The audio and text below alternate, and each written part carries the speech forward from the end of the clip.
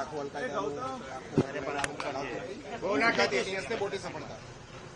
હું ગુજરાત એટીએસને ખૂબ ખૂબ અભિનંદન આપું છું. પ્રોએક્ટિવલી પોલીસિંગના એક ઉત્તમ ઉદાહરણ અલકાયદા ઇન્ડિયન સબકોન્ટિનેન્ટના પહેલા 4 ઓનલાઈન ટેરરિઝમનું મોડ્યુલ ચલાવતા આ આતંકીઓને પકડવામાં આવ્યા છે.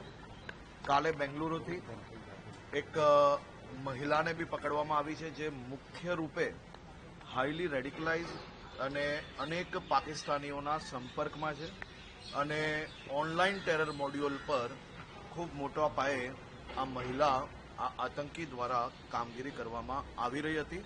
આ 5 લોકોને પકડવામાં આવ્યા છે અને એટીએસ દ્વારા પ્રોએક્ટિવલી પોલીસિંગ અને ખાસ કરીને ઓનલાઈન અને બધી જ પ્રકારના જે ડીપ ફેક, ડાર્ક વેબ, આ બધા જ પ્રકારના મુદ્દાઓ પર એટીએસ દ્વારા જે ધ્યાન રાખવામાં આવ્યું છે તેના કારણે આજે આ પકડવામાં આપણે સફળતા પ્રાપ્ત થઈ છે.